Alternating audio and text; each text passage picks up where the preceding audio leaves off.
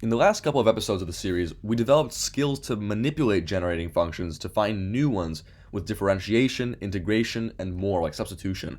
And for those wondering, why is any of this useful? Well, today is your lucky day because we're going to be looking at some of the mathematical applications of generating functions. All right, just to review, a generating function is a way of encoding a sequence of numbers into an infinite sum like this by encoding the sequence as coefficients of powers of x, or some dummy variable that we usually call x. Now, if you need to refresh this or understand this better, please do go back to the other videos in the playlist. But let's start with the first thing that I want to talk about today. So in the last episode, which you'll have a card right now, we talked about how the alternating harmonic series, which looks like this, converges to the natural log of 2. All right, and we did this by manipulating the geometric series and integrating it.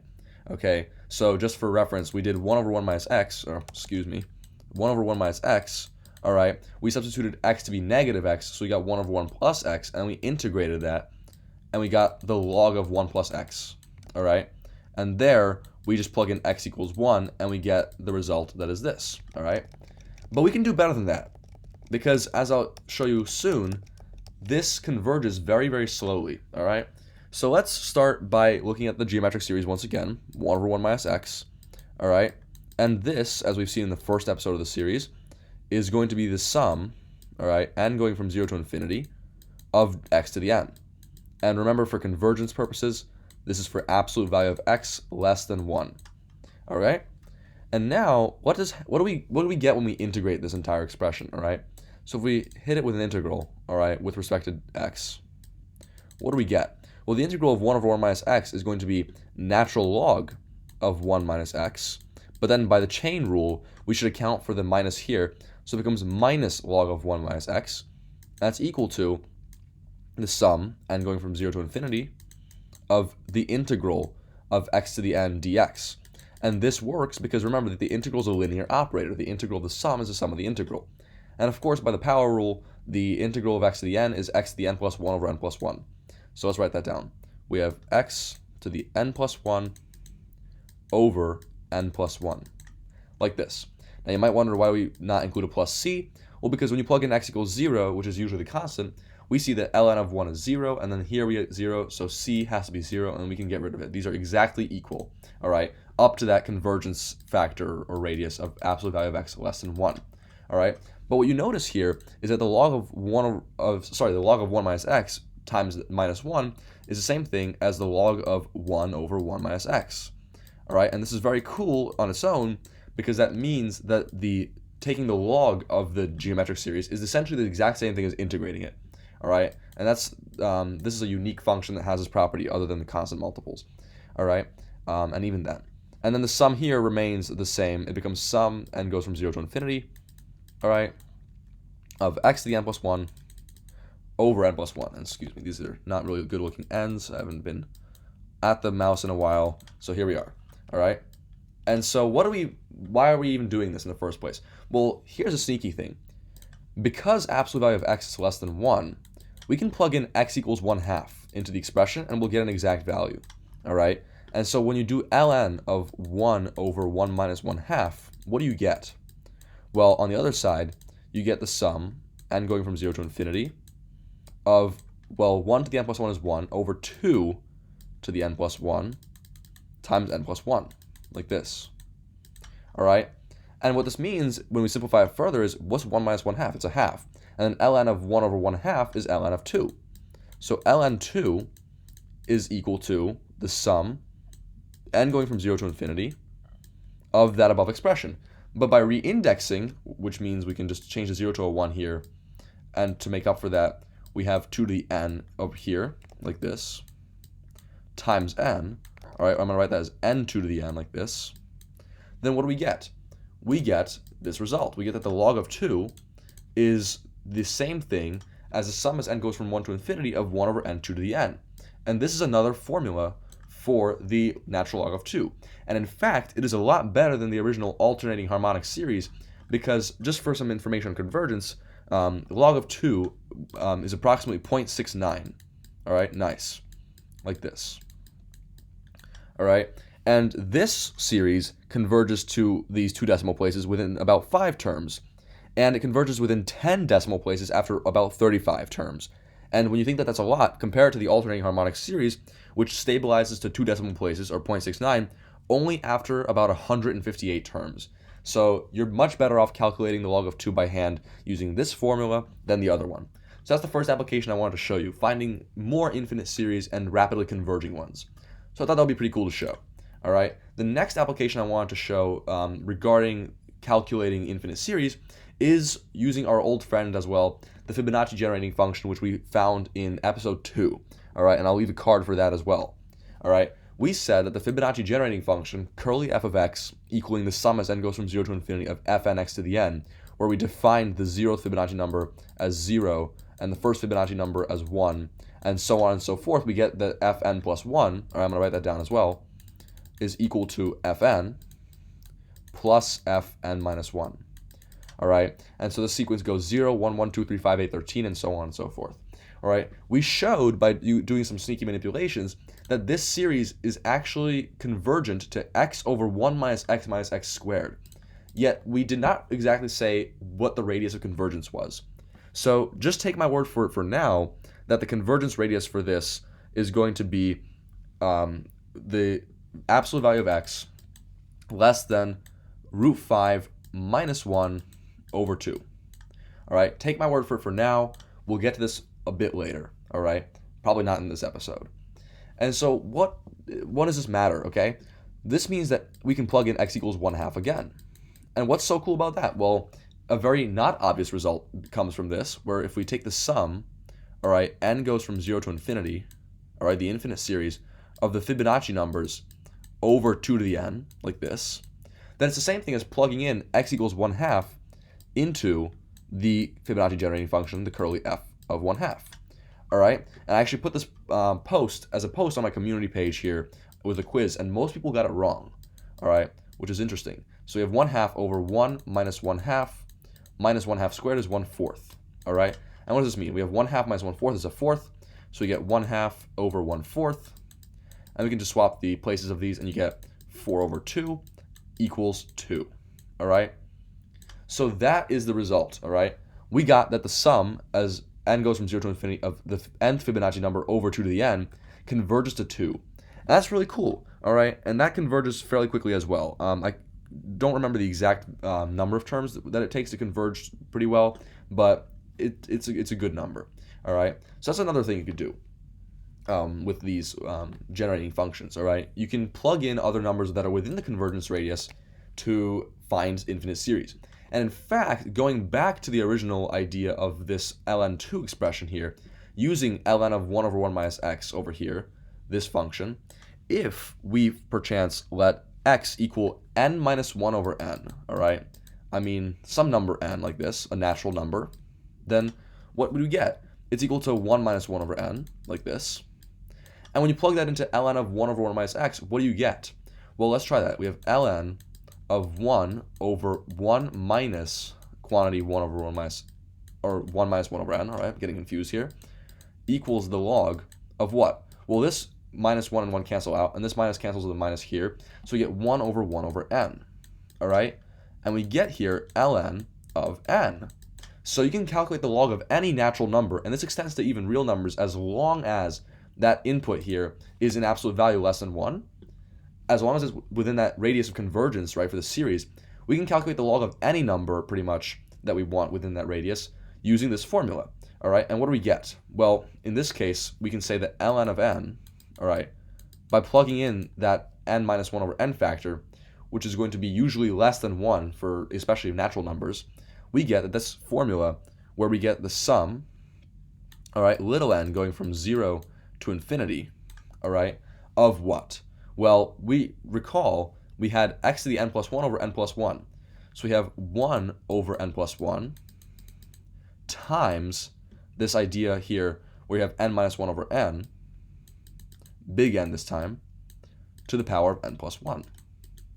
All right, and this formula is an adequate formula for logs. You can calculate log of 3, log of 4, any log that you want, pretty much, except the ones, again, outside of the radius of convergence. And this is way more efficient than using that other function, which I'm going to zoom back to here, the ln of 1 plus x, right, which we used to calculate the alternating harmonic series and ln2 in the previous episode. So that's something interesting, all right? And now I'm going to jump back to the Fibonacci numbers again, because you might be wondering at this point, we've done a lot with Fibonacci numbers, but is there really a closed form for the Fibonacci sequence itself? Is there an exact formula for the nth Fibonacci number, all right? And luckily, generating functions help us answer that question. Let me show you how. What we're going to do is we're going to express this form, this short form of the Fibonacci generating function, in terms of more familiar generating functions that we already know how to compute. So how are we going to do that? Well, we're going to use what's called partial fraction decomposition. And if you've taken calculus, you're going to know what partial fractions are. And if you haven't, think about rationalizing the denominator or making a common denominator for two fractions, except we're doing it in reverse. And in order to do this, we need to break the bottom expression into the roots. All right, so what does this mean? We have x over 1 minus x squared. All right, that's going to factor into some constant a over x minus r1 plus b, another constant, over x minus r2, right? And here's what we're going to do. We're going to use a quadratic formula, all right, of course, on the bottom expression, 1 minus x squared. But instead of solving for x, I'm going to show you a very cool trick. We can solve for 1, all right? And this sounds crazy at first. You might be thinking, but Josh, this is insane. How do we solve for 1? Well, let me show you. Nothing stops us from doing that. So let me show you. 1 squared, all right, minus x, which is our constant, times a 1, minus x squared. And we can just say that here's a 1 to the 0 power here, which I'm going to write as a sneakily like this, equals 0.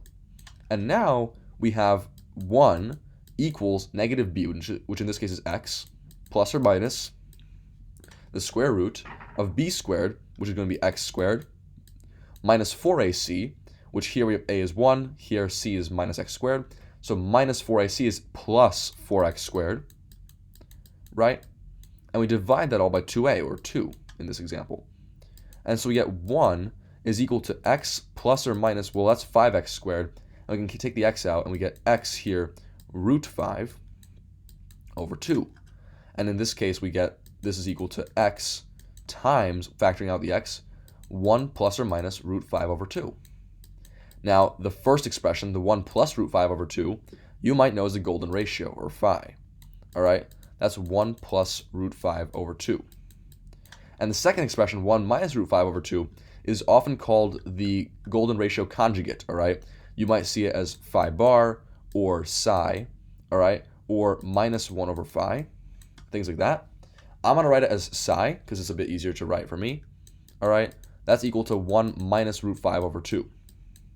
So in this case, by factoring the expression in the denominator, 1 minus x squared, we get that 1 is either equal to phi x or 1 is equal to psi x. All right? And what this means is that in order to factor it into the roots, 1 minus phi x equals 0, which means that the expression 1 minus x squared can be written as 1 minus phi x times 1 minus psi x. All right? And so that's really cool. So we get, in the end, that x over 1 minus x squared, all right, which remember is equal to the sum as n goes from 0 to infinity of the Fibonacci numbers times x to the n. It's equal to the constant a, which we're going to solve for right now, over 1 minus phi x plus b over 1 minus psi x. And now, in order to solve for a and b, this should be true for all x, this decomposition. All right? So we can plug in different values of x to cancel out the other term and isolate for either a or b.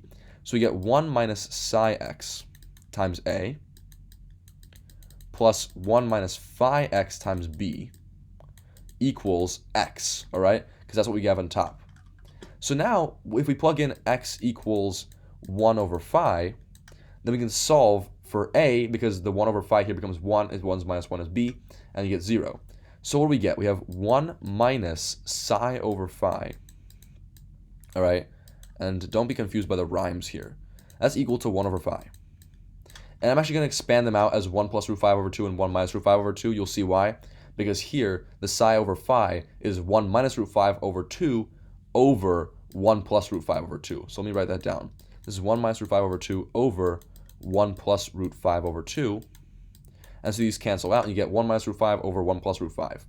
all right, and making a common fraction denominator here, this will become 1 plus root 5, the 1 here. So let me just show you what I mean. We have 1 plus root 5 over 1 plus root 5 for the 1 over here, minus we have the 1 minus root 5 over 1 plus root 5, all right, times a, don't forget, is equal to, well here 1 over 5 is the same thing as saying 2 over 1 plus root 5. And now, bringing these two fractions here together, what do we get? We get 1 plus root 5 minus 1 plus root 5 means we get 2 root 5 over 1 plus root 5a equals 2 over 1 plus root 5. And look, we get the 2 cancels, the 1 plus root 5's cancel, and so you have root 5a is equal to 2. Or, sorry, 1, excuse me. Which means, of course, that a is equal to 1 over root 5. So we found the first constant, all right? And now let's solve for b. What do we get for b? Well, if we go back, we can say that x equals 1 over psi, right? And this will help us get rid of the first term. And so what do we get? We're going to get 1 minus phi over psi b equals 1 over psi, which is, of course, 2 over 1 minus root 5. All right? And this will then, of course, factor into or translate into 1 minus 1 plus root 5 over 1 minus root 5 times b equals 2 over 1 minus root 5. Okay? And now, keeping the color coding the same, we can say that this 1 is equal to 1 minus root 5 over 1 minus root 5. Subtract from that the 1 plus root 5 over 1 minus root 5 times b equals the same expression as above. All right, here the 1's will cancel, and so you have minus root 5 over 1 minus root 5. So you have minus 2 root 5 over 1 minus root 5 times b is equal to 2 over 1 minus root 5.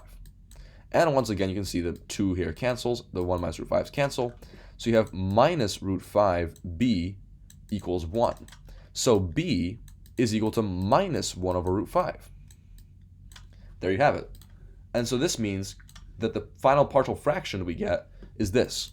You have x over 1 minus x squared equals a over 1 minus phi x, which is 1 over root 5, 1 over root 5 times 1 over 1 minus phi x, all right, plus the b, which is minus, so it's going to be minus 1 over root 5 times 1 over 1 minus psi x, like this, right?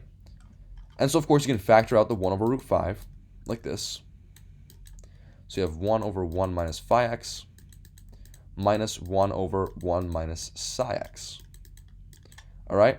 And now recall, of course, that this is equal to the sum of fn x to the n as n goes from 0 to infinity.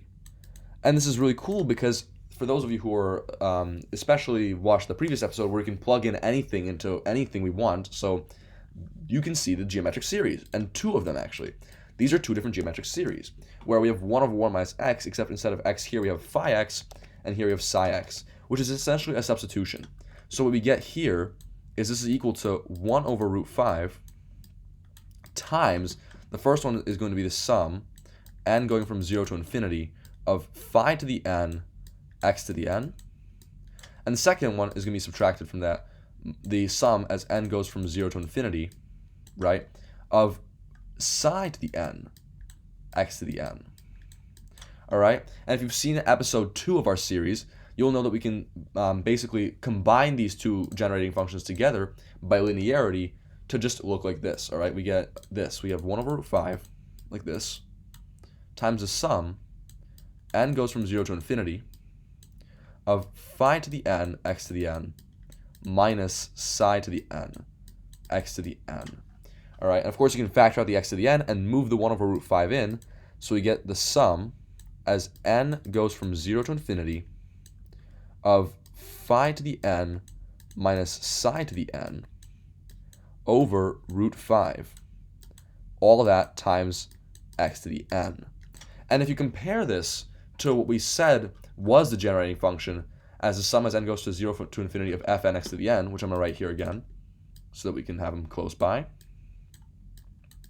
like this, then it's clear that x to the n and x to the n remain the same. And so the only thing that has to be equal is fn. And therefore, we can put 3 dots down. Therefore, 1, 2, 3, the nth Fibonacci number is equal to phi to the n minus psi to the n, all of that over square root of 5. And this is the result. There you have it, folks. But this is also so cool because you can see that the Fibonacci numbers are natural numbers, and yet their formula involves only irrational numbers. Recall again that phi, the golden ratio, is 1 plus root 5 over 2. That's an irrational number. And psi is another irrational number. It's 1 minus root 5 over 2. And root 5, of course, is its own irrational number. So it's so cool that taking higher powers like this give us natural numbers when we do all the workout. All right, and this will be true. You can try and calculate it on calculators or Desmos or whatever, and you'll get this result. And so just some notation, just to be for the preparation for other episodes, we call the coefficient of the x to the nth term in a generating function like this. All right, I'm going to write this. We have these square brackets for x to the n. What this means is coefficient of the x to the nth term, and in spiral brackets, we put our function p of x, for example. It's our generating function. And this is to be read as the coefficient of the x to the nth term of the generating function p of x. In this example, we said that the coefficient of the x to the nth term in our curly f of x, all right, is the nth Fibonacci number. All right, it's equal to fn, which we said is equal to phi to the n, that's a terrible phi, excuse me, phi to the n minus psi to the n over root 5. And so I encourage you now to go and find some other generating functions and find their closed forms of certain sequences using what we've learned today. All right, we just used the famous example of the Fibonacci numbers, but there's so many more that you could do. All right, and that's a really cool result. All right, this is only the beginning of the manifold uses of generating functions, and in the next episode we'll introduce a crucial operation on generating functions known as the discrete convolution. All right, and at its forefront will be what we started from all the way back in the beginning in episode 1, and the main character of our show, the geometric series. Till then.